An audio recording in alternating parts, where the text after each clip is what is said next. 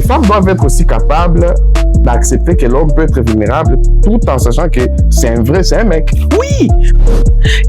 Le mal, il est tellement profond, Ruben. C'est-à-dire que... le mariage dans la communauté, la façon dont ça se passe quelques années après, ça ne donne pas envie. Non, Ruben, regarde-moi dans les yeux quand je te dis ça. La plupart des filles que je connais, je ne vais pas dire 100% parce que je n'ai pas fait les statistiques. Tu veux amener cette femme dans cette direction sans avoir communiqué avec elle. C'est pas un animal qu'on amène. C'est un être humain qui a des émotions, qui a des sentiments, qui a des façons de ressentir les choses. Moi, j'ai un problème avec toi. Eh wow! Oui. J'ai un problème avec toi. C'est-à-dire, donne-moi la force. La vérité, je vais être honnête avec toi, je te fais une déclaration. Oui. J'ai hâte d'en sortir. Ah oui? Parce que c'est moi qui prends toutes les flèches. Dis-moi un peu, c'est quoi que tu dis qui blesse autant? En fait, Ouais. Voilà, oui, on parlait du féminisme, oui. Oui. Donc, en gros, ce qui s'est passé, c'est qu'avec ce monde d'après-guerre, la femme, elle s'est plus focalisée sur ses études, voilà, des trucs comme ça, en attendant d'être cueillie, comme une fleur. Les hommes, ils ont vraiment développé le truc de chercher vite. Et avec pas seulement la guerre, parce qu'il y a des pays qui n'étaient pas en guerre, tu vois, par exemple. Même en Afrique, avec la société, il y a vraiment l'impression qu'il faut que tu te fasses de l'argent vite. Ou les femmes aiment l'argent, c'est cela. Sauf que maintenant, on se retrouve avec une disparité où des femmes beaucoup plus diplômées, même pas seulement diplômées, parce que l'école, c'est pas ça qui garantit la richesse, du tout. Non. Mais il y a des femmes qui sont... En fait, moi, je trouve que l'école, ça développe l'intellect, dans le sens où les gens vont dire « Ah, mais l'intelligence, c'est pas scolaire. » Mais prendre le temps d'aller dans une bibliothèque, lire un livre, tout ça, ça fait développer ton intellect. Ça fait que même une personne comme ça, même si elle a fait des études en littérature, tu l'assois dans une table à l'ONU ou tu l'assois dans une table avec des dignitaires, elle va parler d'une façon que les gens vont être « Waouh, elle peut défendre un projet. » Pourquoi? Parce qu'elle a de l'intellect. Tu vois? Et elle a fait travailler cette matière grise qu'on a tous. Voilà, l'instruction, c'est ça. Et maintenant, tu te retrouves avec certaines femmes qui ont un niveau plus élevé, qui ont un salaire peut-être plus élevé, et en fait, au lieu que ça produise l'effet l'homme qui va se battre un peu plus, ça produit deux choses qui peuvent être à la fois bonnes et deux choses mauvaises et dont l'une peut être bonne. La première chose, c'est que la femme, elle devient très indépendante financièrement. C'est-à-dire qu'elle ne va pas te demander ton argent. On dirait par contre que les hommes, ils aiment quand les femmes aussi leur dépendent de pas tous. Mais il y a des sociétés où ils appellent ça des michtos, mais quand la femme ne demande pas trop, mais qu'elle she relies on you, il y a des hommes qui aiment ça. Maintenant, quand elle n'a pas besoin de rely on you, elle n'a pas besoin de ça. Elle peut se prendre en charge. Ça, c'est un. Ça produit aussi l'effet inverse, c'est qu'il y a l'émergence des garçons princesses. Il y a des garçons qui veulent être traités comme des princesses. Et à force de vouloir être traités comme des princesses, au bout d'un moment, la femme elle se dit, mais attends, au final, je veux devenir une tradwife. Maintenant, c'est devenu le rêve de beaucoup de femmes. Oh, j'aimerais tellement être une tradwife. Qu'on m'amène au resto. J'aimerais tellement faire à manger. Qu'on me donne la carte bleue. Et même si on dépasse le truc de l'argent, tant que la femme, parce que c'est pas tout le monde qui veut s'acheter des choses. C'est ne pas avoir à se soucier des factures. On enlève ça de la charge mentale de la femme. Ne pas avoir à faire ceci, on enlève ça. Il y a un truc qui est cassé, l'homme il peut réparer. Couper le gazon, la femme, elle fait la cuisine, elle fait ceci, elle s'occupe des enfants. Il y a beaucoup de femmes qui se disent, mais c'est le rêve ça, mais c'est ce que ta mère vivait. Tu vois, et la grand-mère vivait. Même s'il y avait des challenges, c'est ça qu'elle vivait. Et maintenant, il y a un retour à ça. Mais les hommes qui sont en face de la nouvelle génération, c'est là comme tu parlais un petit peu, je caricature, mais tu parlais du 9-3 et tout, c'est des hommes qui se disent, ouais, vas-y là et tout, moi je vais aller faire ça pour toi. Et vas-y, t'as plusieurs, vas-y, passe-moi 200 s'il te plaît, j'ai besoin de 200. Tu vois? Donc les valeurs se sont tellement inversées qu'au final, il y a des femmes qui se disent, mais j'ai pas besoin d'un homme en fait au final. C'est ça le problème. C'est aussi un problème. Et tu me parlais par rapport aux enfants. Tu me disais, j'espère que tu les élèves bien. Ce que je peux te dire, c'est que ce que je remarque avec les garçons, il y a deux événements, il y a deux éléments. Ils sont amoureux de leur maman, en général. Ils sont amoureux de leur maman. Ils veulent la protéger. Ils veulent l'aider. Ils veulent faire truc. Mais les garçons, en général, ils reproduisent le schéma qu'ils voient. C'est-à-dire que tu vas me dire, toi, t'es là, t'as un fils, tu lui dis, fais ça, fais ça, fais ça, fais ça, fais ça. Ok, vas-y, papa il me dit de faire ça, faire ça, faire ça. Mais si votre papa il fait n'importe quoi, il va reproduire. Il va reproduire ça. C'est ça qu'il a vu, quoi. La seule chose qui peut le faire ne pas reproduire ça, c'est l'empathie, dans le sens où il a vu sa mère souffrir de ça. Et quand ça passe par sa mère, et qu'il voit que l'attitude de papa a fait souffrir maman, parce que je ne veux pas que ma femme souffre comme ma mère a souffert, je vais être l'inverse de papa. Mais il y en a d'autres, le pater familias, c'est lui, en latin. Donc, c'est-à-dire la tête de la pyramide, c'est le papa. mon goal, qu'il soit bon ou mauvais, ça sera mon père. Même si j'ai vu faire souffrir ma mère, je vais être bien avec ma mère, mais je vais reproduire le même schéma que mon père avec ma femme. Oui, C'est ça en fait. Ça veut dire que tu peux. Moi, je fais de mon mieux, hein, même en tant que maman, de mon rôle de mère, je fais de mon mieux. J'essaie surtout insister sur l'empathie. Les garçons, c'est juste ce côté-là, l'empathie, la sensibilité, être en phase avec ses émotions. Ça, c'est important pour moi à inculquer ça. Oui, mais dans l'équilibre émotionnel, hein, comme je le disais un peu beaucoup plus tôt, les hommes ont aussi des émotions. Les hommes ont aussi des émotions. Et s'ils sont juste enseignés à être eux-mêmes. Voilà. Hein, à être eux-mêmes. Ne pas avoir honte de ça. Ouais. Voilà, maman, j'ai mal, papa, j'ai mal, il y a ici. Donc, si on les enseigne à s'ouvrir, c'est des gens qui ont aussi des vulnérabilités. Et c'est beau un homme qui s'ouvre. Et justement. C'est beau. Mais pour ça, il faut aussi tomber sur une femme bien aussi qui n'en prend pas, qui voilà, pas. Une femme à qui tu peux dire, par exemple, regarde, au travail, on vient d'amener quelqu'un qui fait presque le même boulot que moi. Je me sens menacé, il est vraiment performant que moi, il produit des résultats. En tant que femme, tu te dis, waouh, c'est beau. C'est beau. Il n'y a aucun mal à ça, à dire à sa femme, voilà, j'ai l'insécurité. Quand je suis sorti, je suis allé tel endroit, j'ai vu un monsieur, il avait, par exemple, il a acheté ceci et moi, je ne pouvais pas acheter ça. C'est des insécurités qu'on peut avoir. Oui. Qu'on peut avoir. Et parfois, le fait de manquer des gens avec qui discuter, et ces gens-là devraient être nos épouses, les femmes en général. Mais les femmes doivent être aussi capables, d'accepter que l'homme peut être vulnérable tout en sachant que c'est un mec. Oui, mais en fait, le truc, c'est que... Mais on n'enseigne pas ça. Je ne sais pas si on n'enseigne pas ça, ou c'est la société, ou c'est la culture qui fait que on veut que l'homme soit tout puissant. Oui, mais c'est ça en fait. Et moi, je te rejoins, mais à 100%. Dans sa toute puissance, ça reste un humain. Oui. On dit même que Jésus a pleuré. Oui. Alors? Oui. Non, mais en fait, c'est ça le problème, c'est que les hommes, il y a beaucoup d'hommes qui ne réalisent pas, et surtout les hommes afro, ils ne réalisent pas que il y a de la beauté dans la vulnérabilité. Il y a de la beauté. Si tu es un homme, ça ne fait pas de toi un homme faible. Mais il faut que la personne en face ne puisse pas l'utiliser contre toi. C'est pour ça qu'il faut choisir selon son espèce. Ah, il faut que la personne en face... Choisis selon ton espèce. C'est-à-dire qu'il y a parce qu'en fait, il y a cette mauvaise image de se dire qu'une femme qui est très, très instruite ou très ceci, cela, très cela, elle va me juger si je pleure. Alors que c'est des femmes qui souvent veulent voir un homme avec ses émotions. Parce que souvent, elles sont entourées, par exemple, si elles sont dans certaines sphères, elles sont entourées avec des gens qui font souvent semblant. Oui. Mais toi, tu es là, tu es un homme, tu te bats. Moi, je sais qu'il y a beaucoup de sœurs qui m'écrivent et j'ai jamais demandé à être quoi que ce soit. Je sais pas pourquoi on m'écrit. Déjà, comment tu l'es devenu? Bon, on en parlera après. Je suis même pas devenu, je sais même pas. Je sais même pas comment je me suis retrouvée dans ça. Mais non, je te dis la vérité, je sais même pas comment je me suis retrouvée dans ça et je te dis la vérité, je vais être honnête avec toi, je te fais une déclaration. Oui. J'ai hâte d'en sortir. Ah oui? Parce que c'est moi qui prends toutes les flèches. T'es sûr? Oui. Tu veux sortir de là? J'ai envie de sortir de là. Mais on dirait que... mais comment tu t'es retrouvé dedans? Je te dis que c'est trop bizarre. C'est un truc... En fait, j'ai même pas les mots en fait. Je sais pas si c'est ma tête. Parce que ça n'a pas un rapport avec le fait que les gens connaissent Divine et chantent, et fait ceci, cela. Non. Parce que même dans la rue, je vais marcher, les gens ne me connaissent pas. Il y a quelqu'un qui va me dire, je peux te confier mes problèmes? Mais tu veux me parler et la personne, et moi si je sais pas dire non, tu vas voir quelqu'un qui va me prendre tout mon temps, il va commencer à me parler de tous ses problèmes et moi je suis là.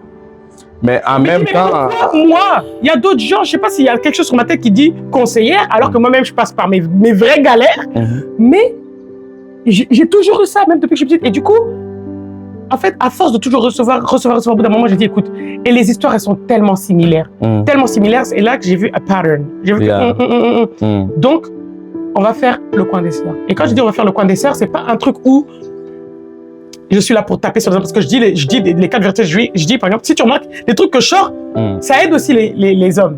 Parce qu'ils se disent, ah, c'est comme ça qu'ils réfléchissent, ah, c'est comme ça que ce que je fais, en fait, c'est toxique, mais je me rends pas compte. Et il y a d'autres hommes à qui on a dit non, sur base d'une ignorance qu'ils savaient pas, et c'est ça, en fait, la logique de la femme derrière. Donc, ça les aide. Donc, tu t'es dit que c'est comme une mission que tu prends pour aider tant soit peu les jeunes dames, c'est ça? J'en veux pas de cette mission. En fait, mais pourtant, tu es dedans. Je suis dedans, mais j'en ai marre. Tu sais, si tu remarques bien, quand je parle, si tu remarques bien, je dis tout le temps aux gens, j'attends que Dieu suscite un frère. Parce que ces choses-là, elles doivent sortir d'un homme, de la bouche d'un homme, pour que notre société elle comprenne bien, de la bouche d'un homme qui est en phase avec les émotions féminines. Mais quelles sont ces fameuses choses qui font que tu t'es fait attaquer autant? Dis, je sais, moi je sais, mais pour les besoins de la caméra, mais dis-moi un peu, c'est quoi que tu dis qui blesse autant? En fait, je leur parle de choses qui sont toxiques, mais c'est ce qui leur a donné les pleins pouvoirs pendant longtemps. Tu sais, il y a une expression qui disait, si tu veux cacher quelque chose en noir, mets-le dans un livre. Ouais. La connaissance, en fait, quand tu connaîtras la vérité va te affranchir. L'ouverture de cette connaissance-là, elle profite aux victimes, mais pas aux bourreaux, parce que pendant longtemps, le bourreau a régné avec ça. Et quand tu comprends que ce qu'ils font n'a ni base au niveau de la culture, ni base au niveau de la parole, ni base au niveau de rien, mais que c'est des choses qui se sont imposées eux-mêmes et c'est un schéma qui se partage entre eux, et que tu dénonces ça, tu les mets à nu. Et ils voient ça comme une humiliation envers leur personne. Ce qui m'étonne, ce qui m'étonne est que c'est des choses dans la chrétienne, entre guillemets, des gens qui sont censés être des bonnes personnes, des gens bien éduqués, bien instruits, d'autant plus qu'ils ont la Bible, ils ont les Écritures. Et tu sais quoi? Des Écritures qui montrent... Attends, je prends de l'eau, j'ai vraiment soif, moi. Tu veux? Non, c'est bon. J'ai beaucoup transpiré, je ne suis pas autant habitué. Toi, là où tu habites où exactement? J'habite à Indiana. Indiana, il fait chaud là-bas? Ouais, mais c'est un peu plus sec. Ici, c'est humide un peu. Parce que j'ai toute ma vie de boire. Toi, t'es en Afrique, comment ça t'es pas habitué à la chaleur? Mais je buvais aussi beaucoup. Ah, d'accord. Donc toi, t'es vraiment pas fait pour... Toi, t'es fait pour l'hiver, hein? Non, si j'aime aussi. Par exemple, en France. Oui, un peu le mois d'avril et le mois de mai. Ok, le printemps, c'est ça que tu préfères. Oui, c'est beaucoup mieux. J'ai pas, oui. Tu parlais de la Bible et je suis tout à fait d'accord avec toi. Tu sais que... Oui, c'est des gens qui sont encadrés, entre guillemets. C'est des gens qui fréquentent l'église. Mais comment on trouve des vices? Non, justement. Parmi, moi, ça m'étonne. Parfois, tu te retrouves avec des gens, des potes, parce que moi, je fréquente un peu plusieurs. Moi, je suis pas. Non, on ne peut pas mettre dans une case. Non. Et je refuse ça. Et tu as bien raison. Je refuse ça. C'est-à-dire, j'ai des potes qui ne fréquentent pas l'église. Et je ne dis pas que j'en suis fier. Mais je dis que. Pourquoi t'en es pas fier? Bon, parce que ça peut être pris de travers. On s'en fiche. Je me retrouve avec des amis musulmans qui ne fréquentent pas l'église. Oui. Et c'est des gens tellement bien. Oui. T'es en paix, t'as pas de soucis avec eux. Mais c'est quand tu viens, parfois, dans nos communautés, tu trouves trop de problèmes. C'est parce qu'en fait, ces gens-là... Mais c'est dû à quoi? En fait, des gens qui sont enseignés, vous allez à l'église régulièrement. Tu sais, le problème, c'est que, tu vois, les gens, tes potes qui vont pas à l'église, c'est des gens qui sont régulés par les lois de la société, par les lois. Et ils ont aussi les lois morales. Donc, les lois morales et les lois de la société leur permettent de réguler leurs émotions. Mais en même temps, tu disais, tu vois comment moi je transpire. Je continue de transpirer, tu vois. Oui, vas-y, parle. Les lois de la société et les lois morales leur permettent de réguler leurs choses en fonction de ça. Ils savent que si je fais ça, elle peut porter plainte. Si je fais ça, il y aura ça. Si je fais ça, et je m'auto-éduque en fonction de ça, parce que les lois, c'est des garde-fous. Maintenant, quelqu'un de vicieux, je précise, qui fréquente l'église, on n'a pas que les lois de la société, ni les lois morales, on a les lois bibliques. On est régi par un livre, on est régi par une autre loi, qui ne va pas à l'encontre avec les lois de la société. Non. Mais on se soumet d'abord aux lois de la parole. C'est pour ça qu'il y a des chrétiens qui ont été massacrés, parce qu'on leur disait de se prosterner, on leur disait de faire ça, ils refusaient, on les tuait. Tu vois? Parce que c'est la parole de Dieu qui nous guide d'abord. Mais maintenant, l'homme trouve un moyen de jouer sur les mots. Tu vois, le diable, il avait eu l'audace de tenter Jésus. En utilisant quoi? La parole. La parole. C'est-à-dire que tu peux tourner des choses à ton avantage. Et c'est ce que font les pervers narcissiques au sein de l'Église. C'est-à-dire qu'ils vont faire quoi? Ils vont prendre un texte. Ils vont en détourner le sens pour t'emprisonner dans une conception des choses qui est en fait la leur. Et ça va au-delà même des textes de loi, ça va au-delà même de la morale. Et au final, tu te retrouves coincé, tu te dis, je dois me soumettre à la parole, parce que si je ne me soumets pas à la parole, je vais perdre mon salut, je vais perdre ma vie éternelle. Et ça, alors que tu ne te soumets pas à la parole, tu te soumets à lui. Et parfois même, il sait qu'il peut faire des choses en toute impunité, sachant que sa parole qui est la parole est au-dessus même de la loi. Donc il peut te faire toutes sortes de choses Mais tu es soumise à lui. Et en fait, c'est ça. En fait. Et quand je fais les vidéos sur les red flags, en fait, je parle, c'est même pas forcément contre eux. Je montre que il y a ça, mais il y a ça. Et la vraie parole, c'est ça, en fait. Ouais. Et les filles, attends, mais ce qu'ils font là, c'est pas ça. Eh ben non, c'est pas ça. C'est pas et ça. tu les mets à nu et ils te détestent. Et c'est comme ça, tu vois, si tu regardes de plus en plus, en toute honnêteté, hein, les mariages dans la communauté, la façon dont ça se passe quelques années après, ça ne donne pas envie. Non, ça ne donne pas envie. Et tu vois de plus en plus des gens découragés qui ne veulent plus du mariage du tout, qui n'aiment pas... c'est toutes les personnes qui sont dans les mariages. Hein. Ouais. Si tu essaies de parler avec elles ouvertement, quand elles veulent être sobres, hein, sans filtre, les gens souffrent. Non, oui. Les gens souffrent dans les mariages, je sais pas. Et c'est des souffrances inutiles, Ruben. En plus. C'est des trucs qui peuvent être réglés. En plus. Mais il faut que les deux veuillent. Les gens, et qu'il n'y ait pas de malice derrière. C'est comme si tu vas voir une jeune dame, même un jeune monsieur aussi, hein, c'est des deux côtés. Hein. Moi je sais que c'est des deux côtés, j'en ai plein de preuves. Avant de se marier, c'était une jeune dame prometteuse. Oui, une dame pleine d'énergie, elle vivait. Un jeune homme bien aussi, prospère, qui a de l'avenir. Depuis il s'est marié, et ça sombre. Ouais. Tu vois, même physiquement. Non, ça va pas, ça. La personne she's not glowing anymore. Yeah. Tu vois un peu que c'est... Tu sais qu'il y a un dicton qui dit, le mariage, c'est comme une ville assiégée. Oui. Ceux qui sont dehors ont envie de rentrer, et ceux qui sont dedans veulent sortir. C'est-à-dire que c'est pas la politique c'est quelque chose que c'est comme un endroit où tu veux aller, mais t'as jamais été, tu y as jamais été, tu sais pas trop à quoi t'attendre, mais en même temps tu dois avoir suffisamment de compétences pour aller te défendre quand tu vas y arriver. Tu vois un peu ça? Ouais. C'est comme une guerre ou une bataille. On te dit d'y aller sans être outillé parfois. Ouais. Est-ce possible d'aider peut-être dans nos communautés? Je sais pas ce qu'il faudra faire. Non, tu sais, en fait, le truc, c'est que tout est à refaire. C'est-à-dire que, en fait, c'était trop fou parce que le mal, il est tellement profond, Ruben. C'est-à-dire que il y a des choses, tu te dis, ça peut se régler comme ça. Tu sais, moi, j'ai toujours eu cette conception des choses. Je me dis, sans rentrer dans ma vie privée, mais je te dis en général, c'est une conception des choses que j'ai toujours eu et que j'ai déjà partagé, c'est quand tout va bien. Quand tout va bien, c'est-à-dire que c'est pas qu'on est en embrouille, il n'y a rien. On va bien. Dis-moi ce que tu me reproches. Voilà. Pourquoi je veux que tu me dises ce que tu me reproches quand tout va bien? Parce que tu me les diras avec tes meilleurs mots. Oui. Mais si on en embrouille, sous tension. Si on en embrouille, tu me le diras avec tes meilleures offenses, tes pires offenses. Je suis très d'accord. Et ce qui est censé construire va me détruire. Oui. C'est là la différence entre une critique constructive et une critique destructive, tu vois?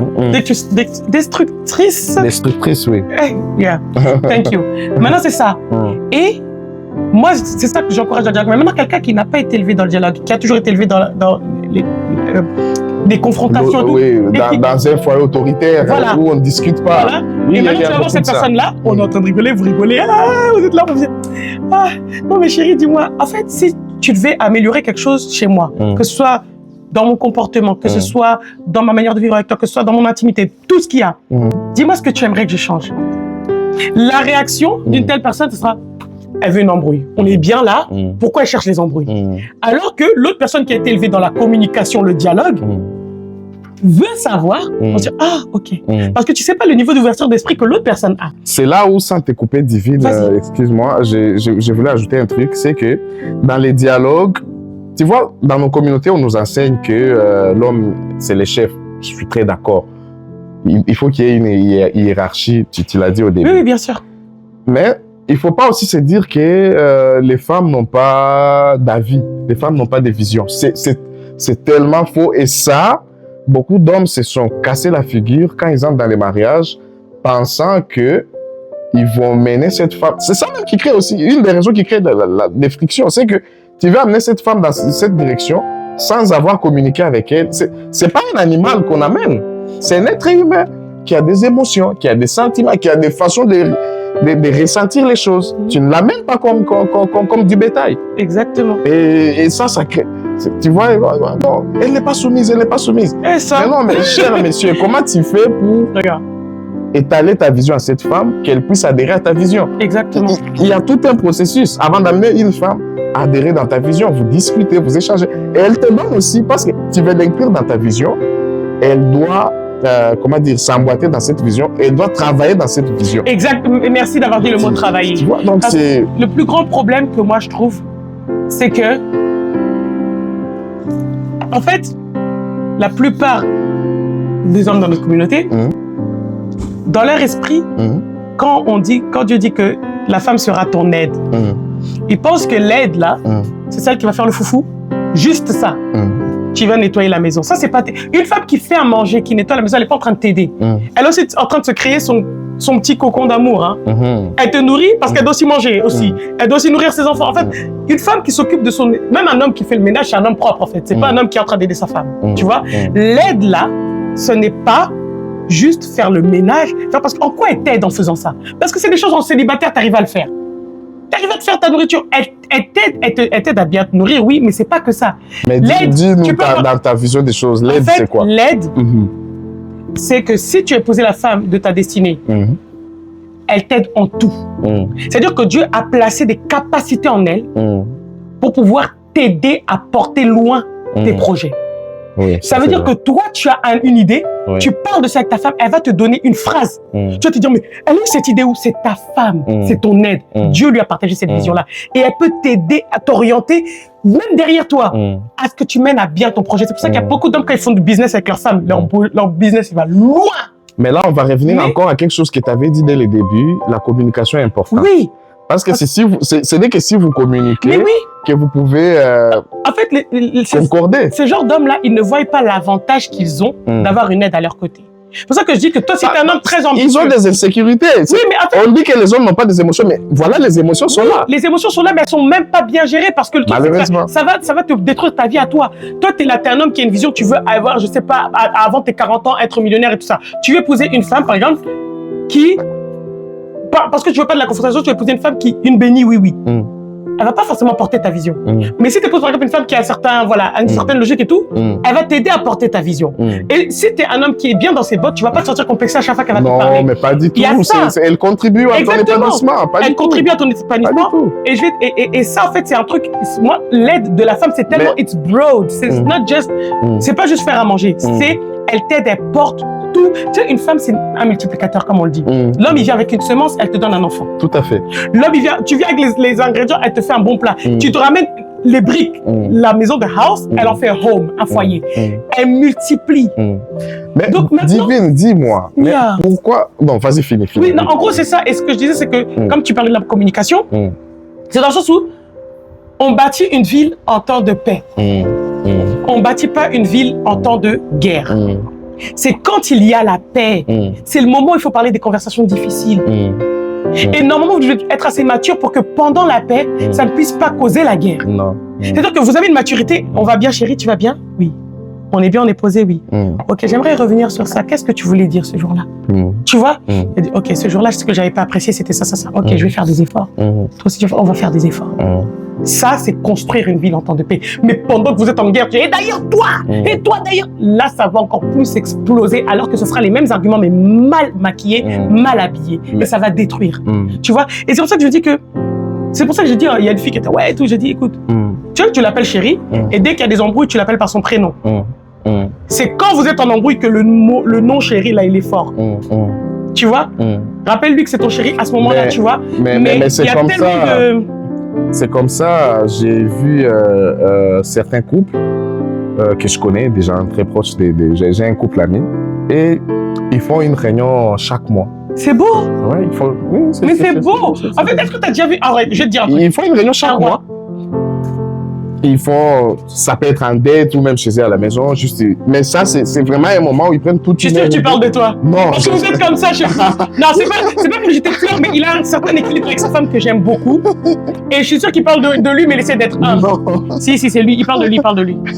Ils font tout le temps des dates, des petits gâteaux, des petits gaufres et tout. Oh ma femme, mon chéri. Divine. Mais vous êtes mignon. Divine, on ne parle pas de la Oui, vie privée je ici, parle de Divine. toi. Calme-toi. Mais je trouve ça bien. Non, parce que toi-même, tu es un exemple de ça, en fait. Je te dis, tu peux avoir tes propres lacunes, oui, mais en termes de communication, tu peux donner ton exemple parce que on voit qu'à chaque moment, vous avez le temps quand même d'aligner vos visions, tu vois, et c'est très important.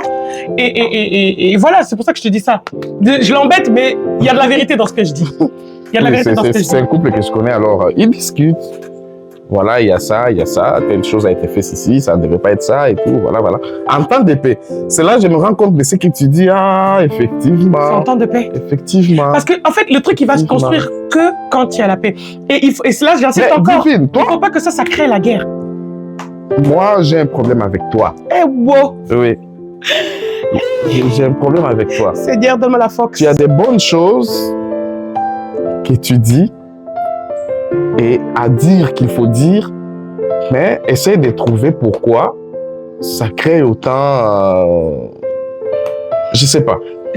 En fait, je dérange. Trouve cette histoire-là, adresse ça, c'est pas addressing, c'est pas... Non, adresse là. Oui, ça peut se dire comme ça, oui. Adresse ça, calme ces gens-là, ils ont besoin d'écouter ça. Tu sais quoi? They need it. Il faut que toi, tu le fasses. Alors, non, je t'explique. Tu vois, je peux toujours continuer à parler avec les filles. Mais le truc, c'est que et de plus en plus d'hommes, je vois qu'ils commencent à comprendre la vision que j'ai quand je parle. Après, tout ce que tu dis n'est pas toujours... c'est pas l'évangile. Non, justement, ça te laisse matière. Regarde, depuis tout à l'heure, on n'est pas d'accord sur tout. Non, mais on en discute, tu vois. Et tu arrives à me convaincre de certaines choses, j'arrive peut-être à te convaincre de certaines choses. C'est ça, la communication. En fait, en fait, le problème, c'est que les gens pensent que tout débat est un combat. Ça ne l'est pas. Parce que le débat, ça t'aide à faire... Ça challenge ton cerveau. Vous êtes deux personnes différentes. Vous avez deux backgrounds différents. Vous allez forcément voir d'autres choses différemment. C'est clair. Et il n'y a pas une meilleure façon de voir. Et ça ne fait pas de vous des ennemis. Exactement. C'est un partenariat. C'est juste que moi, je trouve que c'est 9. L'autre, il trouve que c'est 6 en fonction de la position. Exactement. C'est les mêmes chiffres. Hein? Ouais. Si tu te mets de l'autre côté, c'est 9. Ouais. L'autre ici, c'est 6. Ouais. Tu vois ce que je veux dire? C'est 6, on écrit. Mais si quelqu'un est là, il voit 9. C'est lui qui est ici, il voit 6. Mais c'est la même situation. Ouais. Et il faut avoir l'ouverture d'esprit de se dire que, t'as le regard. Voilà, c'est pas ce que tu vois. Voilà. Et en fait, c'est le discernement qui vient avec le temps, je peux dire. Mais il faut vraiment de la volonté. Et pour avoir cette volonté-là, il faut briser les acquis. Il faut briser cette têtutesse-là. Et ce que tu disais, c'est vrai. Moi, ce que j'ai aimé quand tu as parlé de partenariat, le fait de... En fait, et là, c'est une idée reçue. Ruben, regarde-moi dans les yeux quand je te dis ça. La plupart des filles que je connais, je ne vais pas dire 100% parce que je n'ai pas fait les statistiques. On veut... Il y a beaucoup d'hommes toxiques de la communauté qui pensent que les sœurs, elles veulent l'indépendance. Elles veulent être dessus. Elles enseignent aux filles l'indépendance. On veut dormir. On veut se reposer. On veut être, pas seulement se reposer, être loisir. On veut être dans le repos. Tu vois comment on dit Ruth, elle était dans le repos avec Boaz. C'est-à-dire que tu sais que j'ai quelqu'un ici, cette personne-là, il n'a pas besoin de se faire beaucoup d'argent. Il a juste besoin d'être courageux. C'est important. C'est ce que je dis quand les filles disent « Oh, moi, je dis, vérifie s'il est fainéant ou pas maintenant, avant de te marier avec lui. » Parce qu'il y a beaucoup de signes. Si c'est quelqu'un qui se bat dans la vie, même s'il n'a pas grand-chose, son avenir est prometteur. Parce que c'est quelqu'un qui n'a pas peur de se réveiller pour chercher son pain. Mais si tu vois quelqu'un qui l'argent va venir, je vais te trouver un cop un jour, l'argent va venir. Ma sœur, c'est toi qui vas faire venir l'argent, tu vas te battre. C'est pour ça que je dis, en fait, il y a des petits traits de caractère. Les filles en général, la soumission, oui. Tu vois qu'elles sont en guerre contre la soumission, mais pas du tout, c'est ce qu'elles veulent. Elles veulent être soumises à un chef. Et c'est ce que je te disais. Tu disais qu'il faut élever la femme et l'homme. L'homme au mariage aussi. L'homme doit être même plus éduqué au mariage que la femme. Sûr, pourquoi? Parce que c'est lui le chef auquel cette femme va se soumettre. Est-ce que la femme va se soumettre à un bébé? Non. Oh, il fait la moindre erreur. Le mari, c'est ton bébé. Un bébé, mais c'est mon chef. Divine, on doit conclure. Hein, je t'avoue. Divine, elle a tellement la matière que si je la coupe, si je l'arrête pas... Il faut me couper. Oui. On va en faire d'autres émissions. Oui, on fera d'autres parce qu'il faut qu'on sorte. On a une réunion ce soir aussi. On a pas mal de choses à faire. On a plein de choses à faire. Mais c'était très bien. Oui, moi j'ai kiffé. Hein. Très bien. On continuera. Il faudra qu'on en fasse encore... d'autres. Ouais, moi je suis dispo, je suis là. Merci. De rien, je suis contente d'être passée chez toi. Donc, merci beaucoup. En tout cas, suivez vraiment la chaîne de Dr Ruben. Et moi, franchement, toutes les filles qui me suivent, vous avez suivi comment il réfléchit, comment il est ouvert d'esprit, comment il remet en question même ses acquis et comment il essaie de comprendre ce qui se passe aussi dans la psychologie féminine jusqu'à faire même des skincare. Donc, franchement, s'il y a une chaîne que je vous recommande, c'est celle-là parce que vous n'allez pas être emprisonné dans un truc bizarre. Donc voilà, moi je suis contente. Je sens que je pourrais bientôt me reposer avec le coin des sœurs là. On débarque tous chez lui. Okay. Merci. Bon, à très bientôt. À bientôt. Ciao. Ciao.